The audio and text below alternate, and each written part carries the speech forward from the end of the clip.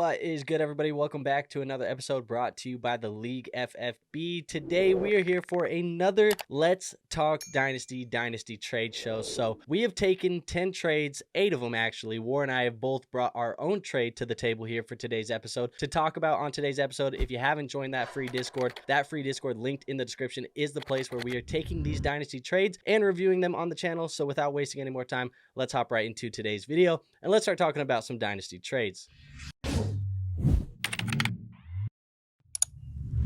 War, how we doing today, man? We doing good, man. Ready to do these Dynasty trades, get it rocking and rolling. Hell yeah, man. So I figured we shouldn't even waste any extra time, man. We got a lot of trades to talk about in today's episode. I'm actually very interested to talk about our owns as well, but let's just hop right into this show. And the first one on the table for us is from Luke. Now he has a 12-team Superflex full PPR tight end premium start 10 type of league. He is going to be receiving Kenneth Walker. He gives up DeAndre Swift and Jaxon Smith-Njigba. So how are we feeling about a trade where you give up a running back and a wide receiver asset, both on the Seahawks? I guess the Seahawks, you get the running back from the Seahawks, you get the wide receiver from the Seahawks, whatever. How are we feeling about this trade? I like the B side in this trade. Kenneth Walker, very good running back, but has some injury concerns. And again, a running back, you're getting a young wide receiver in return, a running back that could be serviceable to you right now in DeAndre Swift. And so I take the B side on this one. Yeah, I mean, I kind of agree here, man. I love Kenneth Walker. I think he's probably the best player in this deal when you're just looking at production. That said, I think the JSN throw-in, or maybe DeAndre Swift was the throw-in. Whoever's the throw-in in the second part of the deal, I feel like it's just a little bit too good. You're missing a little bit of extra value. I almost feel like you needed to get another piece thrown in on the Kenneth Walker side. And maybe nothing large, maybe it's a Khalil Shakir type of wide receiver, a Wan'Dale Robinson type of wide receiver, something smaller just to even out the difference. Now, you're obviously not going to go home and you're not going to be worried if you didn't get the Wan'Dale Robinson. Obviously, that's a very small throw-in piece. But if you're just looking at value, which side of the deal has more value? To me, it's the Jaxon Smith-Njigba and the DeAndre Swift side. I think that's the side that I would take in this. I think you get a little bit more bang for your buck, but there is no doubt that Kenneth Walker is the best running back in this deal. And if you're upgrading the running back position, Walker is an upgrade from Swift. Yeah, absolutely, 100%. While Walker is the best player in this trade, the best asset to me, like long-term, is JSN. How are you feeling about JSN now after, we're obviously recording this one after we just saw that big blow-up game from JSN. How are you feeling about him after that game? I feel the same after that game as I did before that game. I mean, he's a young wide receiver. Everybody has this microwave mindset. Just because he didn't come out the gate destroying everybody doesn't mean anything. Like you at least have to look like in the terms of like a few years when you're dealing with Dynasty, and you look at Kenneth Walker 3 years from now, is he even going to be in the league? Is he going to be a starter? Is he going to be a backup? So JSN, almost barring some type of unfortunate event, will almost certainly be in the league, and he has the ability and the talent to actually be thriving. He's actually the only player in this deal where I could confidently say 3 years from now he'll still probably be relevant. Fair enough. I think, I'm kind of in the same boat as you where, he had the big game, and like you said, everybody kind of was like, the emergence of JSN has finally happened. Couple things for me that I think we need to remember. DK Metcalf was not on the football field. Obviously, he's not likely going to be putting up production like that when DK Metcalf is on the other side actually being the number one. And also, it's a one game out of a fairly large sample size now that we've seen from JSN. We're 20 plus games into his career at this point, and we've kind of seen that happen once or twice now. I think JSN is a fine wide receiver. I don't think he's the wide receiver that ultimately I thought he was going to end up being. I thought he was a guy who could end up being a number one wide receiver on a football team, top 12 guy. I don't know if I really believe that anymore. I feel more like he's a top 25 guy, a guy that you can plug in as a wide receiver too and be okay with him based off of the safe floor that he probably provides. But overall, just getting back to the trade, value-wise, I think I lean the JSN and the Swift side, but I don't think this is like a landslide victory by any means. I think if you're Luke and you're coming away with Kenneth Walker, you're still feeling pretty good about that. Yeah, it's not bad. All right, let's move on to the next trade here. The next trade we have is 12 team, 1 quarterback. So no super flex in this one. It's a 1 QB league and a full PPR. Team number 1 said they are rebuilding. So they, in a rebuild, get Justin Fields and Audric Estime. They give up Baker Mayfield. And I see it covering the face. Talk to me. What are the thoughts here, man? Baker Mayfield. We can move. We can move on. Like, come on, dude. Like, I didn't even expect to see these two players in this deal. Like, come on, man. Only the most staunch Justin Fields fan would even consider. I'm sorry, Team One. That was real foolish. Like, I feel like you could have got a lot more for Baker Mayfield. Hell, if you were to get like a second and a third for Baker Mayfield, I think that would have been a better return. Yeah, I just, yeah, dude, I don't know. Yeah, I think it's light compensation for Baker Mayfield. 1 quarterback, I understand, you kind of want to have, a guy who has some rushing upside, the Konami code type of quarterback, and maybe Baker doesn't really possess that. But also at the same time, like Baker Mayfield is like a top 5 QB in fantasy right now. Yeah. Doesn't have Godwin on the field, doesn't have Evans on the field, and he still went out last week with Sterling Shepard and K. Dotton, and he still put up a big week as well. I think Baker Mayfield at this point is slowly becoming, and I think he's kind of always been this. You and I, we've talked very highly of Baker on this show. We've been fans of Baker Mayfield and rooting for Baker Mayfield, but I think in fantasy land right now, in the fantasy world, he's becoming one of the more underappreciated, undervalued assets at the quarterback position. Like I was debating to myself today. I was asking myself the question, do I value Trevor Lawrence or do I value Baker Mayfield higher? Moving forward, just 1 for 1, who would you rather take today? And I think the question for me is, or I guess the answer to the question is Baker Mayfield. I think I would rather have Baker Mayfield than Trevor Lawrence today. Is that crazy? On the surface, it doesn't seem like it's crazy, but I kind of do. I kind of would want Baker over Trevor Lawrence right now. I don't know, man. I haven't seen anything that would tell me differently. And when it comes down to this, you and I probably feel the same, this deal specifically. Audric Estime is very much a nothing piece in this deal, correct? You don't view him as anything? No. He might be available on waivers in some leagues, and you could probably pick him up and stash him. Like, that's the value of Estime to me. For me, when it comes down to Justin Fields, obviously he has the rushing upside. Obviously he played well this year when he was, I guess he played well for fantasy football teams. Some will debate whether or not he played well for the Steelers. They won games, but did he actually play well as an NFL quarterback? I guess that's debatable. Some people are going to be offended that I said that. The Fields Hive, they are very much crazy for Justin Fields. But do you believe that Justin Fields did enough this year? He's a free agent in 2024, or I guess this upcoming offseason. He's a free agent. Do you believe he's going to be a starting quarterback somewhere else? It's really tough to say. I would say he probably will get like a chance to compete to be a starting quarterback. I don't think anybody's going to guarantee him anything to guarantee him a position. No. I feel the same way. I very much am in the boat where I think it's a 50-50 coin flip. And this might sound very outrageous, but I think it's a 50-50 coin flip that we may have seen the last few guaranteed starts from Justin Fields already. I could see that. Yeah, I mean, when it comes down to this, I'd expect a little bit more out of Baker Mayfield. I get that you're rebuilding. But look, rebuilding doesn't mean you got to sell all the assets today for deals like this. Unfortunately, Team One, thank you for submitting the trade. I do not take that side. I'd rather have the Baker Mayfield side. And you wore same thing, right? Yeah, already. Absolutely. I'm disgusted that we even spent that long on that because that one really didn't require that much thought. Sometimes I like to just turn them into player discussions as well, just so other people can kind of have takes when we, talk about certain players. But we have another quarterback trade here. We just talked about Baker Fields. What about this one? It is a 12-team super flex, full PPR, and a tight end premium. Alex, who submitted the trade, is also a rebuilding roster. So he sends away Daniel Jones and 2 second-round picks, one in 2025, one in 2026, and he gets Michael Penix in the deal. How are we feeling about this one? Man, I'm gonna go with the Daniel Jones side because I don't know Michael Penix. Like, I mean, I get it. It's a huge dart throw. This honestly is a really difficult trade to assess because it's a risk to trade Michael Penix without him stepping on the field, and it's a risk to trade for him without seeing him step on the field. So I mean, I'm gonna go with the devil I do know, the Daniel Jones side, even though I'm not sure if he will even get another starter opportunity. Kind of probably will be like Fields where he gets a chance to compete for a starting opportunity. But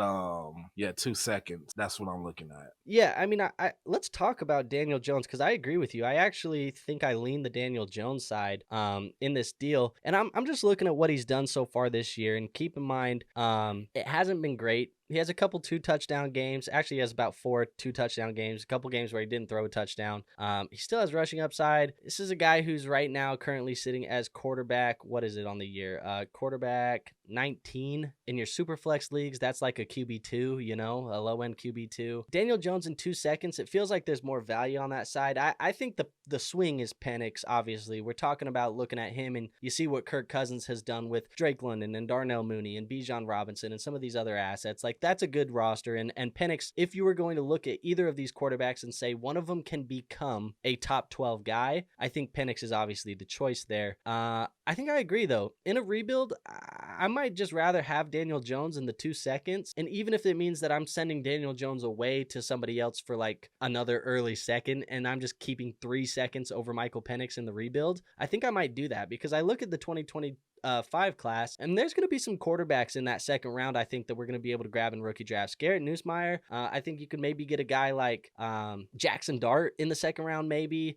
There's just a couple quarterbacks that you can take a shot on, and are they going to be good? Are they going to be bad? You know, I don't know. That's what the story will tell us down the road, and we'll see when the draft capital comes in and the landing spots and all of that stuff. But it feels very much like Michael Penix was kind of overdrafted by the Atlanta Falcons, maybe put into a situation where he's not going to get starts for at least the way that Kirk Cousins is playing. I don't know why you bench him until Kirk is at a point where he's kind of done. For me, it feels like Michael Penix is very much a roster clogger at this point, a high value roster clogger that's not going to lose value because he's a quarterback in Superflex. But yeah, I think I'd rather have the Daniel Jones in the 2 seconds. Yeah, I'm in the same boat. All right, well, let's move on to the next one here. We got Chase. This is a 10-team Superflex, half PPR, and a tight end premium. He sells Bijan Robinson. He gets 2 firsts, one of them in 2025, one of them in 2026, and a second round pick as well. So are you selling Bijan for 2 firsts and a second at this point? Probably not. I feel like Bijan is too electric of a talent to just make the assumption that you could replace his value with the 2 firsts and a second. But at the same time, I could also see the logic behind the trade because you're probably like, hey, I could get possibly a Bijan replacement in this upcoming draft, but how high is the pick is like the key question. So I think that's like a huge like limiting factor as far as like understanding how valuable those picks are and if it's worth Bijan. For sure, yeah. I mean, you look at this class, you have guys like Gene T, Amarian Hampton, like a lot of these guys that are going to be first-round running back picks. Maybe not NFL draft. Maybe they are first-round NFL draft picks, but first round rookie picks, and you're maybe trying to roll the dice and get 2 of them, 1 in 26, 1 in 25, maybe a second round pick. I see it. I just want to remind people too, you know, there was a lot of early season negativity about Bijan Robinson, and I think the thing that oftentimes us as fantasy football players get caught up in is early season narratives. There's a lot of the times where we see guys come out, they have those first impressions, and we talk about in real life even, you know, those first impressions, they last. Well, they also last in fantasy football. So we'll have guys who come out here and they have a slow start to the year, or they have a hot start to the year, and then all of a sudden we view them as that type of player for the remainder of the year despite what they show us. Bijan Robinson was I would say a victim of the negative hot start. He came in and was not off to the hot start. Finished as the running back 19 in week 1, the running back 20 in week 3, the running back 26 in week 4, the running back 27 in week 5. Fantasy managers were losing their mind. I remember there was conversations all around the fantasy space where people were saying Bijan Robinson is not the talent we thought he was. Bijan Robinson should never have been a number 1 running back in fantasy football or dynasty rankings. We should not be talking about Bijan that way. Do you remember the hysteria that was happening with Bijan? Yeah. Let me tell you what he's done the last month of the season. Okay. Running back 3, running back 10, running back 4, running back 9, 25 fantasy points in week 6, 23 in week 7, 23 in week 8, 22 in week 9. This guy has been balling. It's almost like you say it's almost like you're saying that fans overreact.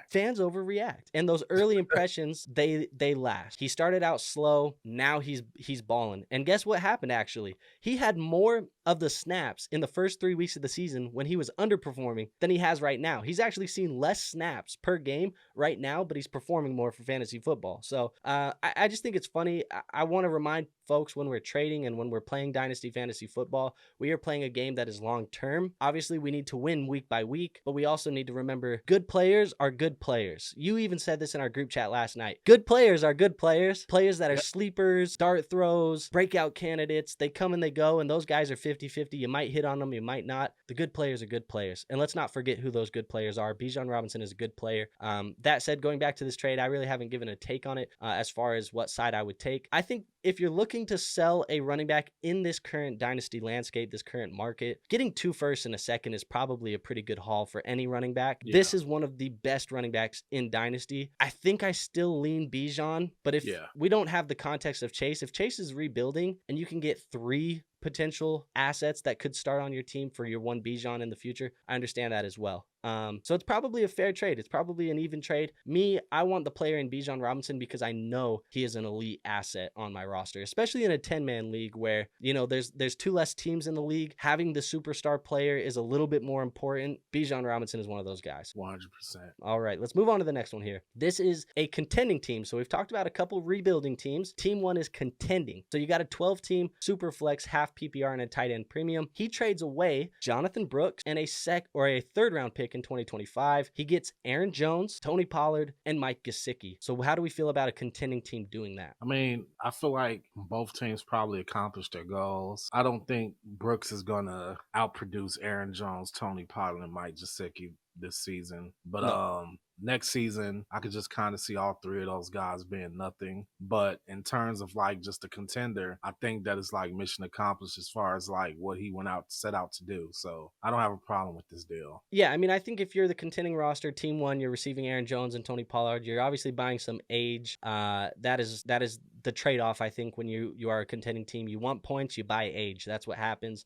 You've accomplished that goal. I mean, there is no way, and I can firmly say this, and maybe this comes back on a receipts episode that we do down the road, but I can firmly say there is no way in hell outside of injury that Jonathon Brooks outscores Tony Pollard and Aaron Jones the rest of the way. I just don't see it. We've seen you know, even the Carolina Panthers shocking everybody yesterday and giving Chuba Hubbard almost $40 million on the extension. Chuba Hubbard looks like, the way that they're talking about him, the financials that are pointing his way, it looks like this is going to be, even when Jonathon Brooks comes back and is healthy, this is going to be a committee backfield, and they like Chuba Hubbard. And this is a bad offense, so there's not a lot of scoring opportunities to go around.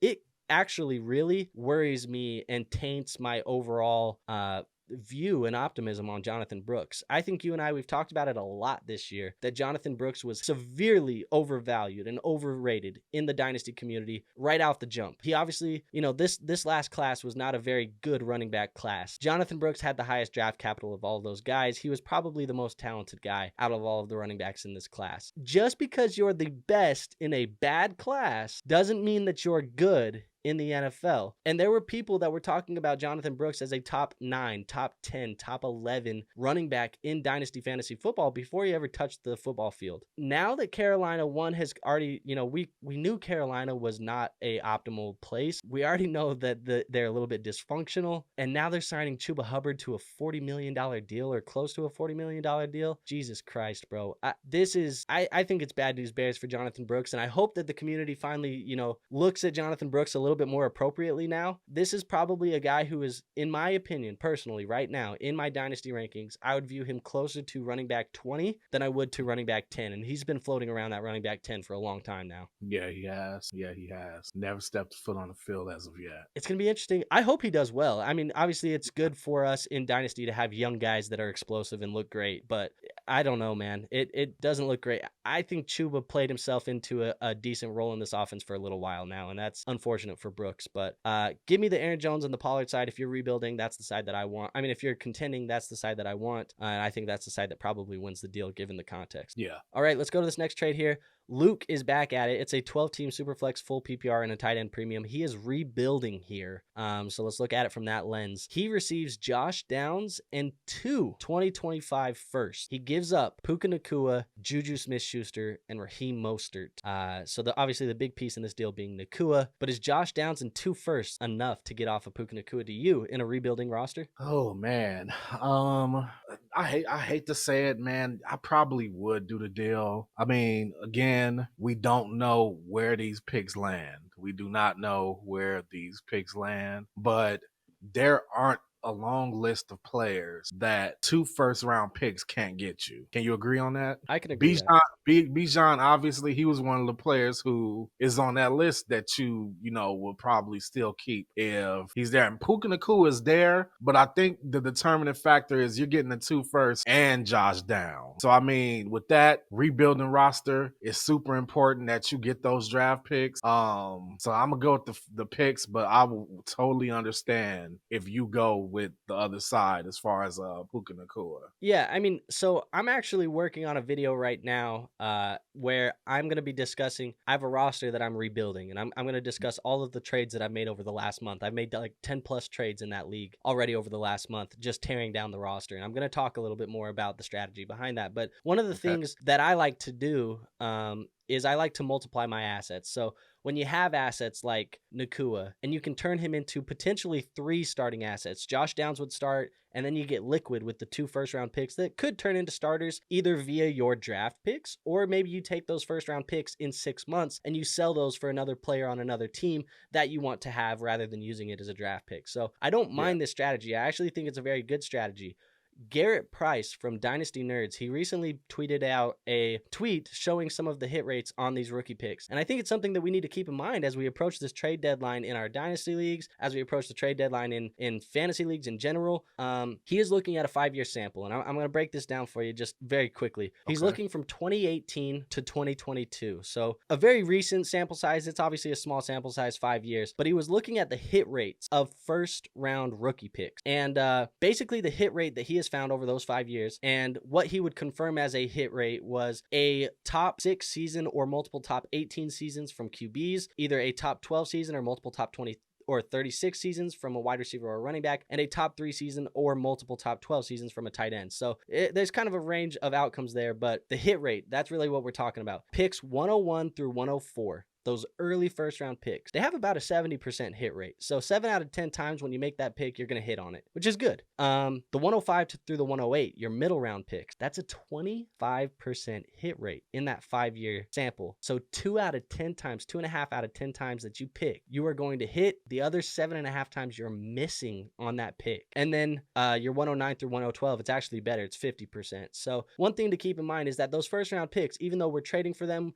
those are the lifebloods of Dynasty fantasy football teams. They do make this whole thing go round. They're not sure things by any means. In fact, a lot of the times they're less than a 50-50 chance. They actually, the money or the odds actually favor the house in this one. They do not favor the pick. So I do want to keep that in mind as you're trading for those. That said, looking at this context, this is the process that you do when you are rebuilding, when you are tearing down, being able to turn the one asset into multiple. I like it. To me, Mostert and Juju, these are throwaway pieces. If you got to throw them in to throw away the deal or to get the deal done, that's fine. Those are just rapidly depreciating assets on a rebuilding roster. Mostert, I mean, he'll be lucky if he's valuable next year. Juju, he's probably lucky if he's valuable next year. These are guys that I don't care to throw in. If they get the deal done for you, good riddance, have them. They're fine to throw in. So I don't mind this trade at all. I actually think Luke getting Josh Downs in the 2 first, I probably prefer that one. Yeah. That's the same side I'm leaning. All right, let's go to this next one. 10-team, 2 quarterback, half PPR, and a tight end premium. AMR gets Jordan Love, Carson Steele, and Chigoziem Okonkwo. He sends away Jared Goff, Brandon Aiyuk, Jordan Mason, and a 26th fourth. So really, he is upgrading Jared Goff to Jordan Love, but it cost him Brandon Aiyuk. How you feel about that? Despite Brandon Aiyuk looking less than, I'm going to go with the Jared Goff side. Goff could give you probably a couple more years, and you're getting the extra asset in Aiyuk, Okonkwo, Steele, Mason, in my opinion, 4th round pick. All those assets are kind of just there. But I think it's not an easy trade by all means. I mean, Jordan Love, I think, is an excellent quarterback. It has more to do with like what I believe in. Any 2-for-1 trade has to be absolute to me. Yeah, if that makes sense. This isn't absolute. Like, it's like maybe just Jordan Love and like a smaller piece, but bigger than the 2 pieces that he got. Like 2 guys is like whatever. Maybe something a little more than that. but I don't know. Where are you at on it? I'm on the same side as you. I much prefer to put Jordan Love in my lineup than Jared Goff, but at this point, the Brandon Aiyuk piece, it feels a little too large. And you're probably buying him at what he's not actually going to be valued at because he's not going to play for the rest of the year, so that's probably accounted to the trade price. But I'm looking at the fantasy points per game between Jared Goff and Jordan Love. You know, the difference between these two guys right now is 1.5 points. Jared Goff is scoring 1.5 points less than Jordan Love right now. Is the 1.5 points per game difference worth losing Brandon Aiyuk, who when he's healthy, you could probably plug him into your lineup as your wide receiver 1, maybe your wide receiver 2? Like, probably he wasn't not to me. like that before his injury, but I get where you're coming from. Yeah, I mean, yeah, obviously, again, I'm going to go back to that conversation where we're talking about, you know, those first impressions of the year, they last, and Brandon Aiyuk did not have a good first impression, but we look at what Brandon Aiyuk has done over the course of his career. He's been a very good wide receiver for fantasy. Like the 6 weeks that he had before the injury, or the 8 weeks that he had before the injury, that is not what Brandon Aiyuk has done for the majority of his career. So I want people to remember that as well. Brandon Aiyuk, he's a guy that I would, if I'm in a rebuild or whatever, I'm going to buy him immediately because one, he had a negative impression on the first half of the year. He's also not going to score me any points for the remainder of the year, and you can probably buy him at a discount. So those 3 things considered, it's a great buy piece. Court here, actually, I think is probably getting the better end of the deal. But again, if we go to that 2 QB 10 team type of idea where, you know, having stars is a little bit better, Jordan Love is definitely, I think, a star at this point in fantasy. He's a top 12 guy, no doubt about it. I don't think we can debate that. I don't think we can really say the same for Jared Goff. But hey, Jared Goff has a damn good offense, and he be scoring points. As unsexy as the name Jared Goff is, I mean, it's kind of like Baker Mayfield, right? Like Baker Mayfield is not a name that people love, but he's out here scoring points, and Baker's actually like QB 2 or 3 right now. So I mean, look, I'll take the Jared Goff and the Brandon Aiyuk side. I think I just get more bang for my buck on that side of the deal. Yeah. We've been agreeing a lot lately. Yeah, this is it. Yeah, I'm right there, man. Yeah, I know. It's funny because usually we are like, give me the best player in the deal, and most likely I kind of like that side. But I feel like today the secondary pieces that are being thrown into these deals are just a little bit too much. And so who knows, man? We're taking the 2-for-1s or the 3-for-2s or whatever it may be. Here's the next trade though: 12-team Superflex full PPR tight end premium. Team number 1 is a contending roster, so he gives up Chase Brown, Bucky Irving, a 25 second, a 26 first, a 27 first. So we got lots of draft picks here that he's giving up. He gets DeAndre Hopkins, Devon Achane, and a 2026 second. So how do you feel about this as a contending roster for Team 1? There go those 2 first-round picks again. Yeah, 26 and 27. I mean, we're talking about years away. It's hard to even like gauge those. It's hard to even gauge those. I hate to do it because I like Achane, but I'm gonna go the side with the picks, even though they're like 20 years into the future. Bucky Irving, those future picks just make everything a little more complicated. I'm gonna go the other side, man. I'm gonna go the other side, but I will tell you that you're definitely gonna get more bang for your buck this season in this deal than you are. But a few years down the line, you're giving up 2 separate seasons of first round picks. By then, 26, 27, what is Achane going to be? Hopkins going to be retired. Like, yeah. And this is Dynasty. So I hear you. You said we've been agreeing a lot. This is going to be the one I disagree on. I prefer the Devon Achane and the DeAndre Hopkins side. And I think the reason why is because he says he's contending. So, 26, 27, I can think about that, down the line. I can recoup those picks down the line. But Devon Achane, I think with Tua Tagovailoa back in the lineup the second half of the year, or at least we hope the second half of the year. Obviously, he can get concussed at any point in time again. But with him back in the lineup, Devon Achane, he looks like he's a top 5 running back the rest of the way, at least in my opinion. He's being used in the receiving game. He's being used in the run game. Obviously, Mostert's going to take goal line touches here and there, but Devon Achane looks legit. DeAndre Hopkins with Patrick Mahomes, he's coming off of a big game. He looks like he could be pretty good for him down the stretch. Is he going to be a top 12 guy? I don't know. Is he going to be a top 24? I think almost certainly. So you're getting a wide receiver 2 at minimum in DeAndre Hopkins. You get a wide receiver or a running back 1 in Devon Achane. You get that second round pick back, or I guess you move it down the road 1 year. You turn that 2025 to the 2026. It costs you Chase Brown and Bucky Irving, who, quite honestly, these could be 1 year window type of guys. With the running back class that we have coming in next year, Chase Brown, they could draft another guy and replace his ass immediately next year. Bucky Irving, they could do the same thing to him. They drafted him late this year. Say they draft another guy next year, and it's just another rotation. They've had Sean Tucker. They've had Rashad White. These guys are not safe safe by any means. To be honest, I'm okay throwing those guys away at any point for pieces that can help me win immediately. I think Chase Brown's going to be good down the stretch, but that said, you get my drift there. I can figure out the draft picks. They're so far down the road, 26 and 27, that I can figure them out down the road. Then if I'm contending, my goal is to win. I want to, specifically in money leagues where, like, you know, that first place is going to get 6, 7, 8 years of buy-ins in cash for winning that prize pool. Give me the championship. Give me a chance to run for the championship. Give me a chance to get some money, get some free years of buy-ins, and I'll blow that shit up down the road when it's time to do it. But at least help me win that championship today, because I want to win that championship today. Yeah, can't knock you for that, man. Can't knock you for that. Like I said, this wasn't an easy deal for me to pick for either side, but I get what you're saying. All right. Well, let's talk about this one, because this is your deal. So now we get to talk about your thought process and how you feel and how you're operating about your team. You got a 10-team league, super flex, full PPR, tight end premium. You traded away Trevor Lawrence and Michael Wilson, and you got Jayden Reed. So walk me through, you know, team context, why you would make this deal, and talk to me about the process, man. Well, my team, currently my wide receivers for that team are Marvin Harrison Jr., Chris Olave, Brandon Aiyuk, Rashee Rice, Stephon Diggs. I mean, I think you're seeing a theme of where I'm going for why. And my quarterbacks were, because I got a finesse earlier in the season where I was able to get Olave, Derrick Henry, and Tua for like JSN and some other arbitrary piece. Yeah, you talked about that on this show. You said the Tua manager was panicked when Tua had the concussion. And I could have put that one in here, but you know what? I wanted to put a trade that's a little more difficult for me to explain versus one where I just won by a landslide. All my wide receivers are in the infirmary. For context, when was this trade made? Is it like a week old or 2 weeks old, or what? How old is this?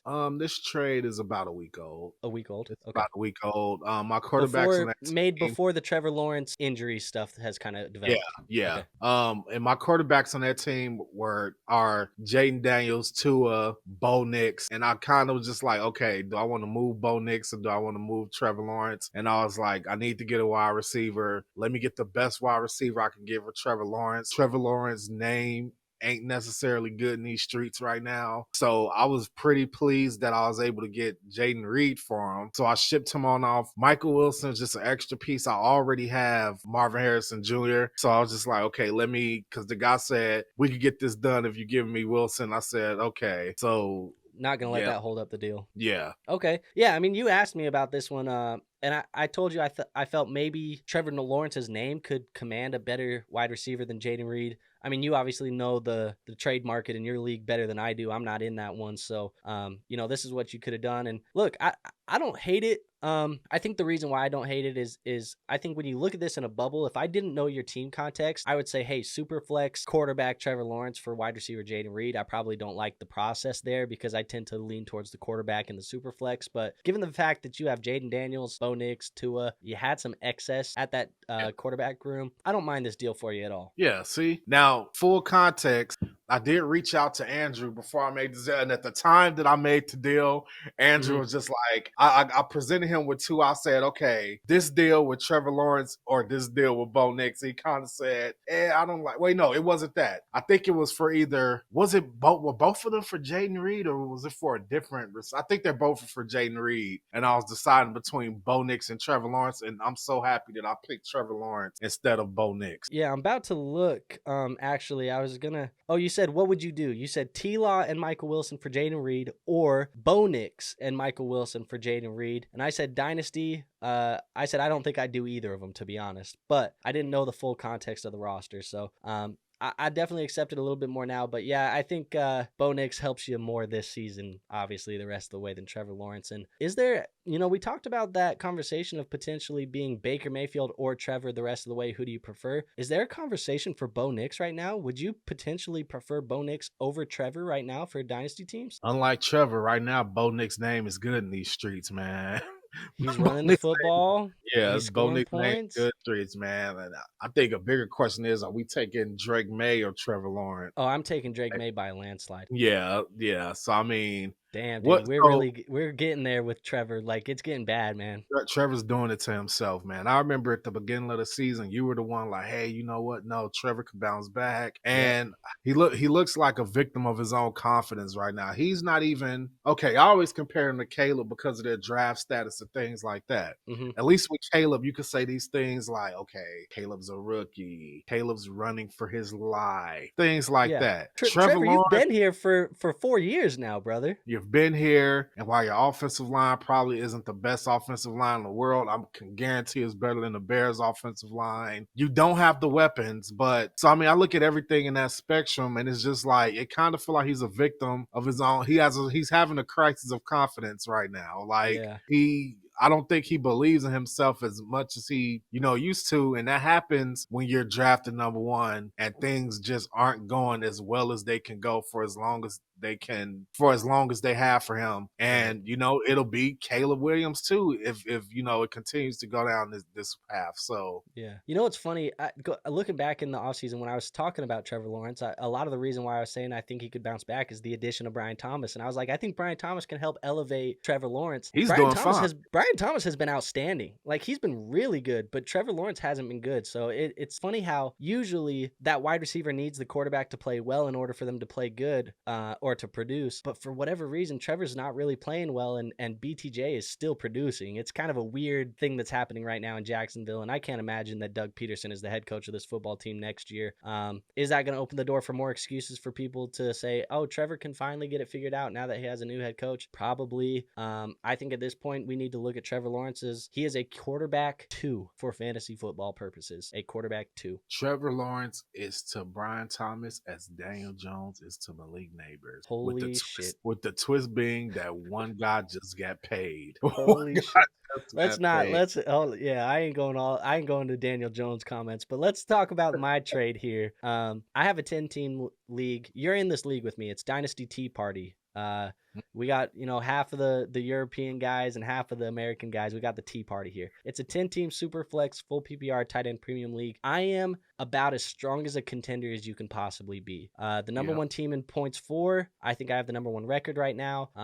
A lot of things going my way. This roster that I have had Stefon Diggs on the roster. I lost Stefon Diggs and I said, I'm not throwing away the season. I need to fill that hole, get that production back. What can I do to do that? I might have overpaid, but I end up giving away a 25 first, which is going to be late. It's my own. And then JSN and Tank Bigsby. I ended up buying Cooper Kupp, Christian McCaffrey, and Amari Cooper. This is what I get. When I'm looking at this roster, this trade happened literally the week of JSN's big game. So I made the trade. JSN has a big game. You're making a face. What is the face here? He said, I might have overpaid. Come on, man. You ain't overpaid. In Dynasty, is this not potentially an overpay? I mean, we're talking about JSN or Christian McCaffrey right now. Who would you rather have in Dynasty? First of all, let's break down this bit by bit. Okay, you're getting 3 proven commodities. Right? Cooper, McCaffrey, Kupp. Cooper, McCaffrey, Kupp. That's a tongue twister. Cooper, Kupp.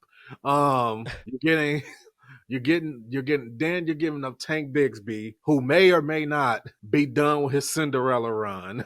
Who may or may not be done with his Cinderella run. And you're getting JSN, which you said this is before the big week or after the big week? Right before the big week. Literally, as soon as he got onto this other team's roster, boom, had like that 40-point game or whatever it was. But you can make the argument that at the time that you made this deal, that person should have no business trading away all these assets for JSN. And then you got the first, which you admittedly is damn near a second. Yeah, I mean, let's add some more additional context here. I totally understand what you're saying, and yes, in my context, this trade makes it's a no-brainer. It makes a ton of sense. Obviously, that's why I did it. But the team that it had the assets of Kupp and McCaffrey and Cooper is not performing. They are not a good team in that league right now. They are trying to blow it up. They're trying to rebuild. They're trying to get youth. So it almost was like a perfect world where I can afford to buy age. I can afford to buy, the older guy that can produce for a year or maybe 2 years if I'm lucky out of Christian McCaffrey and Cooper Kupp. If I can get 2 years out of them, I definitely win this trade. But hell make this trade.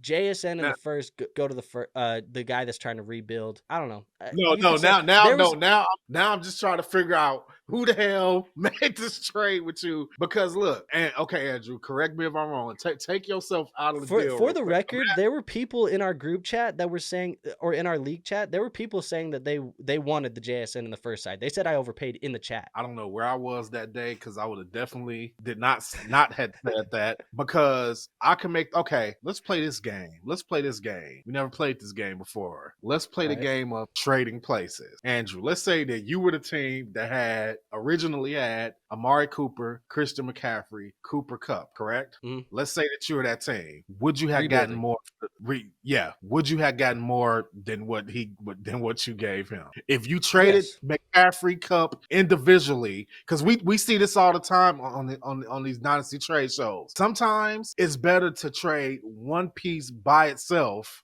Yep. and get more assets, and your overall haul will be huge. Like, I 100% agree with you. And you know what's funny is actually the manager that the way that this trade even started was the manager of this team actually reached out to me and they were like, "Hey, I have this deal on the table in our league. What do you think about it?" They just wanted my opinion. And you know me, I'm like, "Hey, if that's the deal that's on the table, what if I offered you this instead?" And it kind of turned into that. But the problem was that the manager who had McCaffrey and Kupp, they wanted to package them together. I gave them that exact advice that you just said. I said, "Why don't you sell them individually?" And he was like, "It's going to be easier to just package them and get one big haul." And I said, "All right, well, if it's easier for you to do that, I have the pieces in a young wide receiver and a first round pick and a young running back or whatever you want to have, whatever." And we put it together. So yeah, it's kind of, I found the right trade partner. The trade partner wanted to package all of these pieces together into one. It is what it is. If you want to know who the trade partner was, I'll tell you. I mean, it was Tyson. you did this to your own brother, Cain and Abel. You did this to your own brother. Are you your brother's keeper? Yes, you are.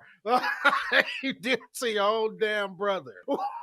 Look, it made in all fairness, the trades that he was getting sent to him were some bullshit. Like, there were people in our league that were trying to sell him Justin Fields and a second round pick to try and grab like CMC type shit. And it was like, he was considering those deals. And I was like, brother, it ain't, literally, brother, like, it ain't going to work if you're getting Justin Fields, bro, or, these other assets, Romeo Dobbs, like these are not actual assets. Like JSN, you can at least say like there's some piece here, like it's an actual piece here. But yeah, I mean, look, it was right place.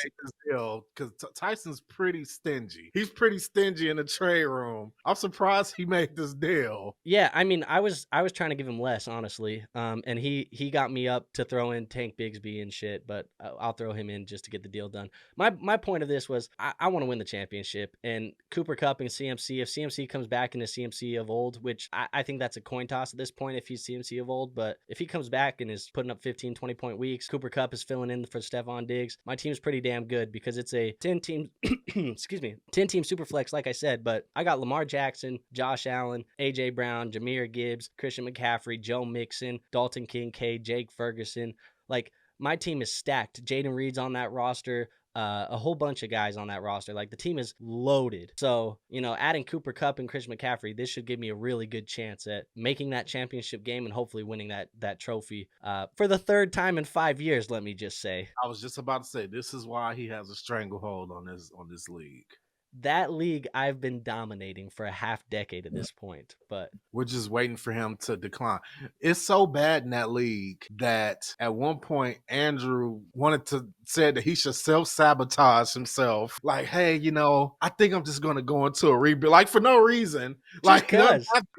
Just cause, like, let me create some more parity. I'm gonna go ahead and just sell my great players. Like, what's funny too is Andy, one of the other stronger contenders in that league. He's hated the fact that I've been really good in that league for a long time, because when I went back to back 2 years there, and I let everybody in the league know that I was back to back champ. Like, I was talking my shit, and he hated it. And he's been waiting for my team to be bad for years. Like, he's been just every year like, oh, it looks like it's gonna be the downfall of Andrew, your roster's getting old, blah blah blah blah blah. I'm gonna keep buying old players and I'm gonna keep winning these fucking games, bro. I'm gonna win this championship and rub it in his face for the third time.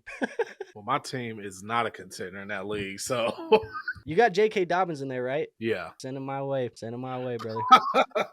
We'll He's get for it sale. done. He's We'll for get it sale. done. All right, we'll figure something out. But hey, look, that is it. And I did not mean to take War off the show. Well, I don't know why I just took you off of there. It's all good. But that is it for the episode. That was 10 trades, 8 of them from y'all submitted in the Discord. If you've never submitted a trade in the Discord, it is free to join that Discord. So I strongly suggest that if you play Dynasty, you make trades, you want to have your trades reviewed on the show, or at least have a chance to have them reviewed, you go join the free Discord linked in the description and submit those trades down there. 2 of them from ours. I felt like it might be fun for us to talk about one of our trades. We haven't done that in a while. I was doing that trade, that rebuilding trades video that I was doing, and I was like, hey, this is not a rebuilding trade, but it's a trade that I've made recently. I kind of want to talk about it. We talked about it. Sounds like you thought I came out of there with a finesse. It is what it is, though. If you liked the episode today, folks, hit the like button, hit the subscribe button, do all that good YouTube stuff. War, where can they find you at, though, if they want some additional content? You can get some additional content if you like content that's about pro wrestling from Crimson Mass Pro Wrestling. That's our YouTube channel. We are on the path to getting 2,500 subscribers. We are almost there. We want to do that by the end of 24. So please come support us, like the video, subscribe to us at Crimson Mass Pro Wrestling. Pro wrestling with an attitude. There you have it, folks. Just 2 guys shooting the shit, talking Dynasty trades. Hopefully you enjoyed. Like I said, like button, subscribe button, all that good stuff. Nothing else for you today. We'll see you on the next episode of Let's Talk Dynasty next week, where we're going to be talking about some players you should be buying, some players you should be selling, and maybe some players you should be holding through your Dynasty trade deadlines. If you have a trade deadline. I know some people don't, but that's what we're going to talk on our next episode. Buy, sell, hold. But we'll see you on the next one. Till then, peace out.